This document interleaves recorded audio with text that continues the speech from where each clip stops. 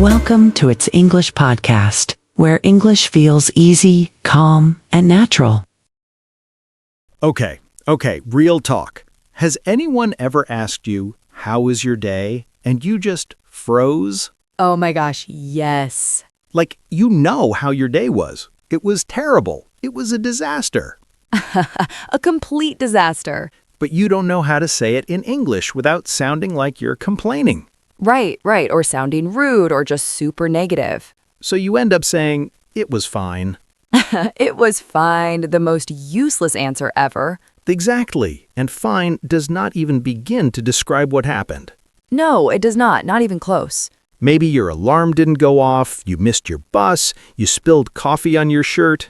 Oh no, the shirt, the classic morning disaster. And then someone at work was rude to you and your computer crashed and it just kept going.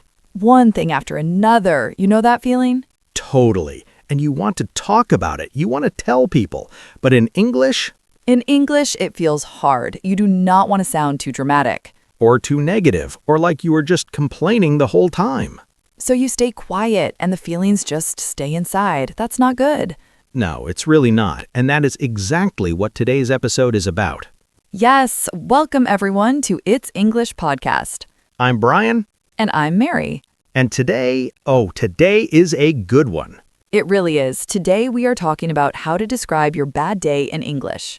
But, and this is the important part, without sounding negative. Without sounding like you are complaining all the time. Because there's a real difference between venting, just letting feelings out, and complaining without stopping. And in English, the words you choose make a huge difference. A huge difference, like a completely different impression. Right, so by the end of this episode, you will know exactly what to say. You will have the words, the phrases, the confidence. And you will also learn 10 amazing vocabulary words related to this topic. Oh, the word tour, my favorite part.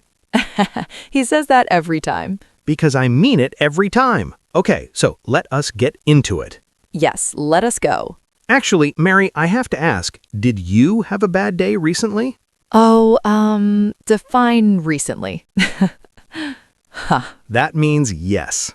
Okay, last week. Last week was not great. Tell the listeners, what happened? So, I had a really important meeting, like a really important one, and I prepared everything the night before. Okay, good start. And then the morning of, my internet just stopped working. No. Yes, right before the meeting, 15 minutes before.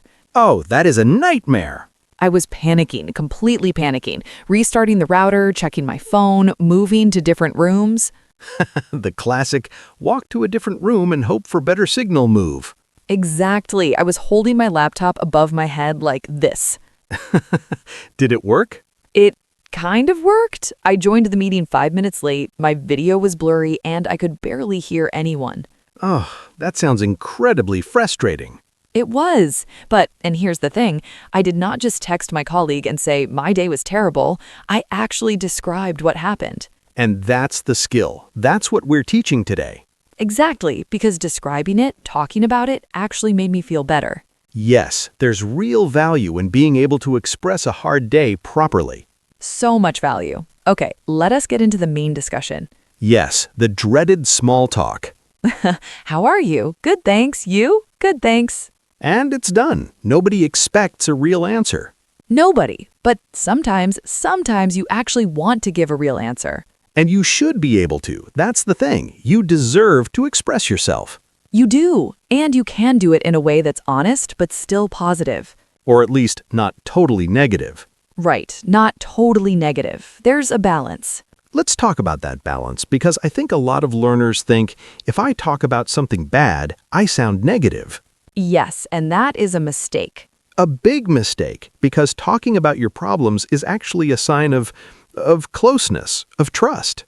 Exactly. When you tell someone about a hard day, you're saying, I trust you enough to be honest with you. That is a really beautiful way to put it, Mary. I hadn't thought of it like that. Right? It's actually a way of connecting, not just complaining.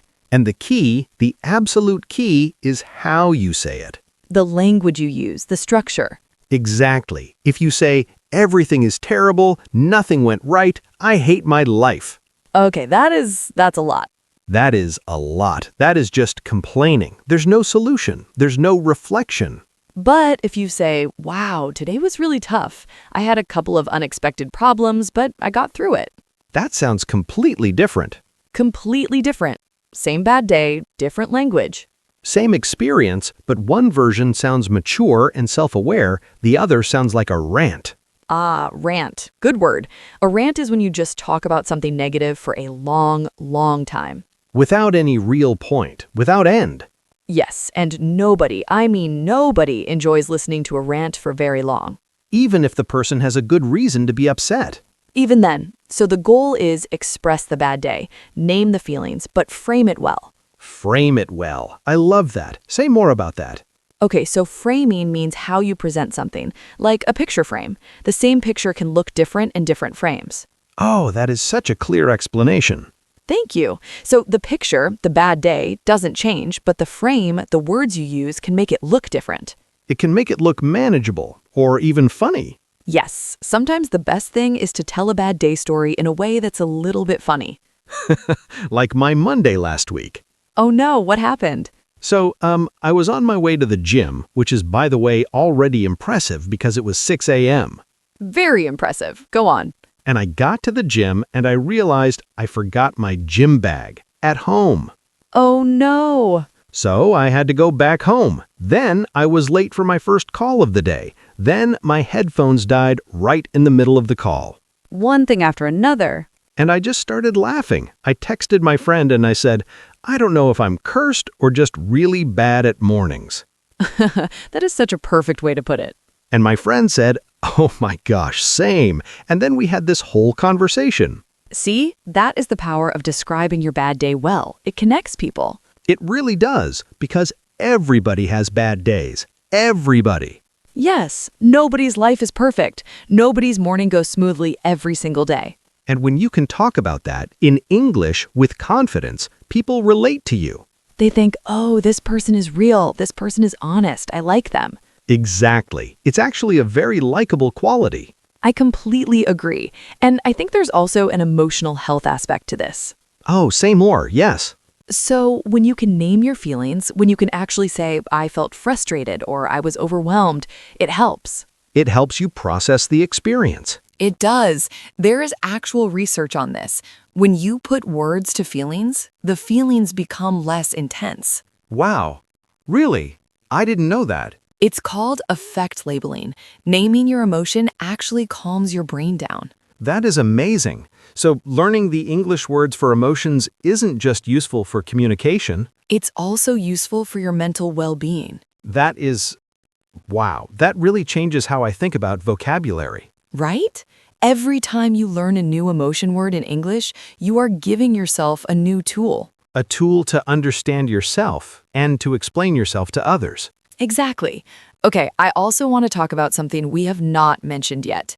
Go for it. The listener. Who are you talking to when you describe your bad day? Oh, that is a great point because it matters, right? It matters a lot. Talking to your close friend is different from talking to your coworker. Or your boss. Oh, very different from your boss. You do not say to your boss, today was the worst. I want to go home.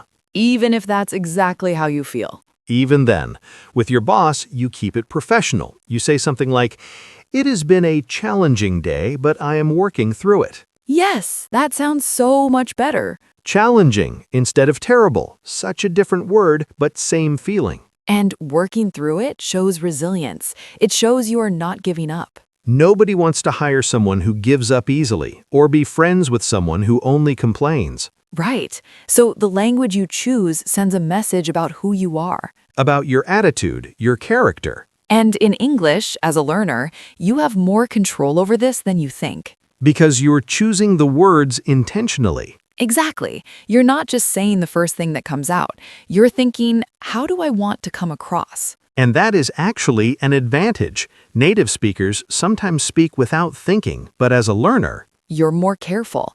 And that can actually make you sound more thoughtful, not less. I love that. I love that perspective. Okay, should we move into the tips? Yes, absolutely. Let us talk about exactly what to do. All right, everyone, this is the practical part. the what do I actually say part. Yes, and these tips are simple. You can use them starting today. Okay, tip number 1. Tip 1.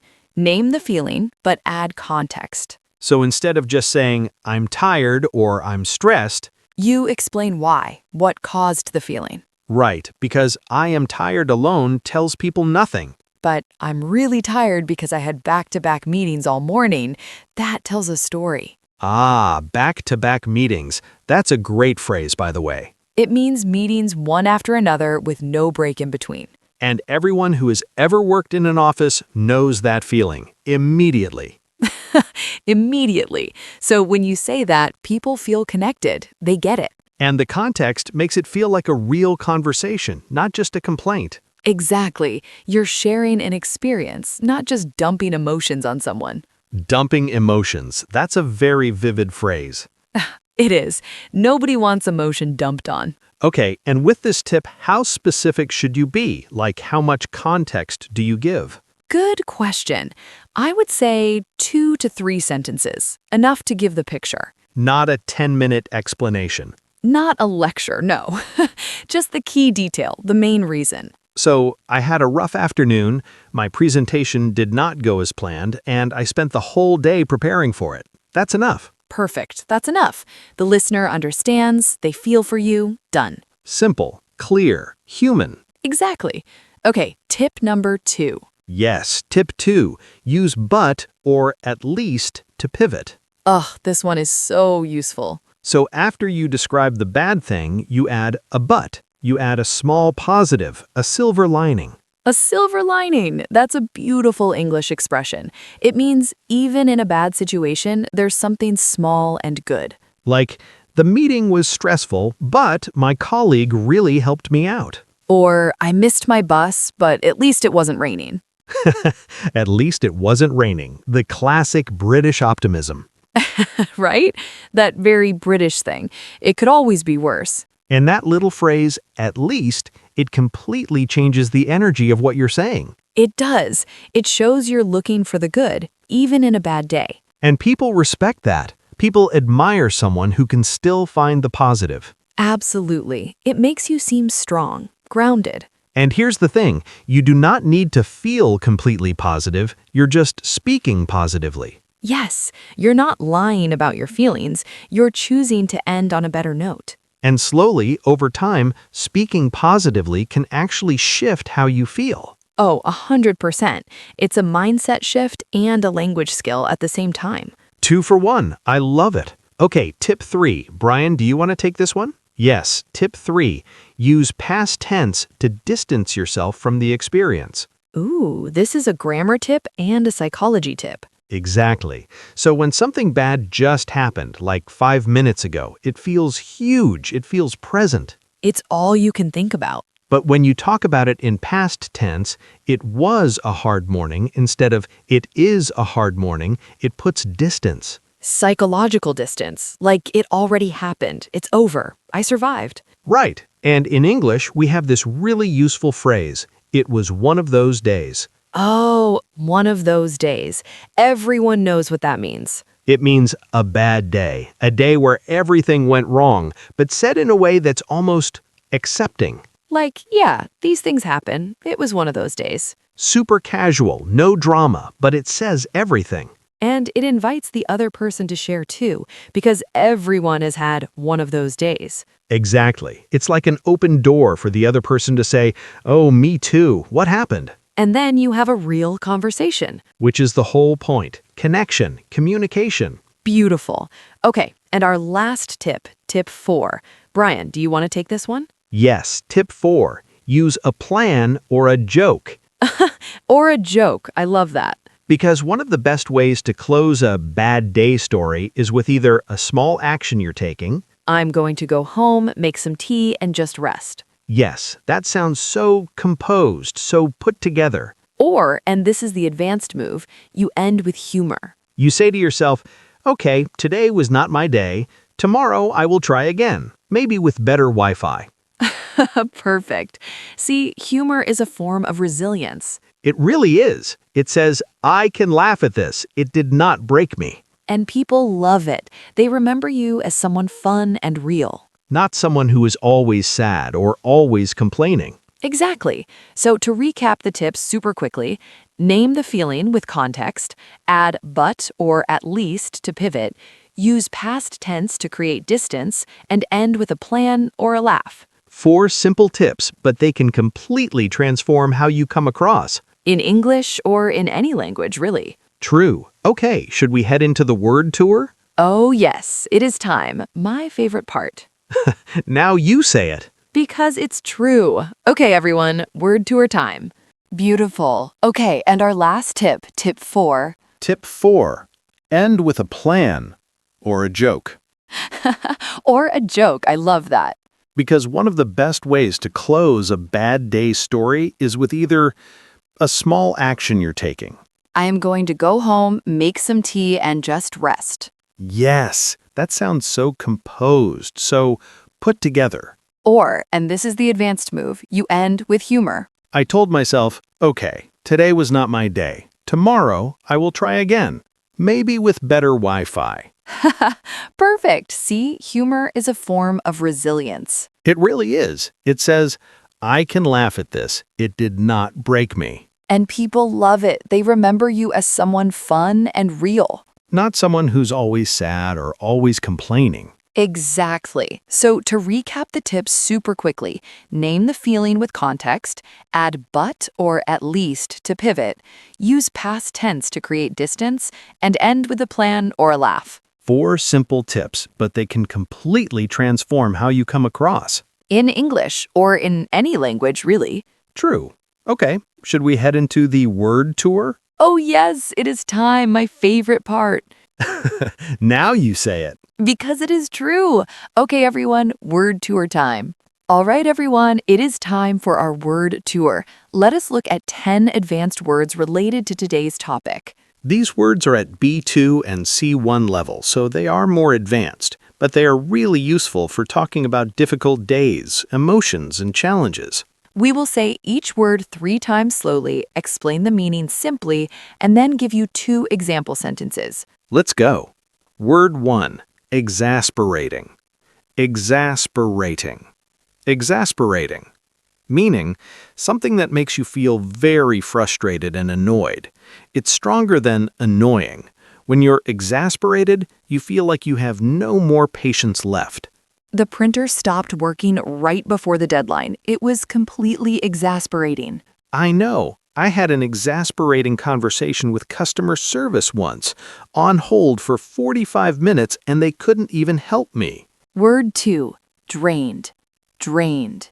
Drained. Meaning, when you feel completely empty of energy, physically and mentally, not just tired, totally exhausted inside and out, like your energy was taken out of you. After 3 hours of difficult conversations at work, I felt completely drained. I could barely drive home. Yes, and it's different from just being sleepy, right? You can be drained even after a night of sleep. Word 3. Overwhelmed. Overwhelmed. Overwhelmed. Meaning, feeling overwhelmed means you have too many things to deal with at the same time, and it feels like too much. You feel out of control. It's hard to know where to start. I had 5 deadlines, 2 meetings, and a personal issue all on the same day. I was completely overwhelmed. I totally understand that. I get overwhelmed when my to-do list has more than 10 things on it. My brain just shuts down. Word 4. Resilient. Resilient. Resilient. Meaning, being resilient means you can recover from difficult things. When bad things happen, you don't stay down. You get back up and keep going. It's a very positive quality. Even though the project failed, the team was resilient. They started planning a new approach the very next day. I think going through hard days makes you more resilient over time. Every challenge teaches you something. Word 5. Composure. Composure. Composure. Meaning, composure means staying calm and in control, especially in a difficult or stressful situation. When you keep your composure, you don't let the stress show on your face or in your voice. Even when the client started shouting, she kept her composure. She spoke calmly and professionally. I really admire people who can keep their composure under pressure. I sometimes lose it in traffic. I think that's normal. Word 6, setback, setback, setback. Meaning, a setback is a problem or difficulty that stops your progress or makes things harder. It's something that slows you down, but it doesn't have to stop you completely. Losing that contract was a big setback for the company, but they were covered and found new clients. I had a setback last month when my laptop broke right before an important presentation, but I borrowed one and got through it. Word 7, frazzled, frazzled, frazzled. Meaning, frazzled is an informal word that means stressed, tired, and confused at the same time, usually because you have too many things happening at once. It's a very expressive, vivid word. By the end of Monday, I was absolutely frazzled. I couldn't even remember what I ate for lunch. That's the perfect word. I looked frazzled walking into that meeting. Hair messy, coffee in hand, 10 tabs open. Word 8, vent, vent, vent. Meaning, to vent means to express your frustration or anger by talking about it, usually to a friend. When you vent, you're not looking for advice. You just want to say how you feel out loud. I just need to vent for a second. Can you listen? My manager canceled our meeting for the 3rd time this week. Of course, venting to a trusted friend is healthy. It helps you release the pressure instead of keeping it all inside. Word 9, perspective, perspective, perspective. Meaning, perspective means the way you see or understand a situation. Keeping perspective means not letting one bad thing feel like the end of the world. It means seeing the bigger picture. After the terrible meeting, I tried to keep perspective. It was one bad hour, not my whole life. Exactly. Perspective is everything. Sometimes talking to someone helps you gain perspective and realize it's not as bad as you thought. Word 10, cathartic, cathartic, cathartic. Meaning, something cathartic helps you release strong emotions and feel better afterward, like crying during a movie, writing in a journal, or going for a run after a stressful day.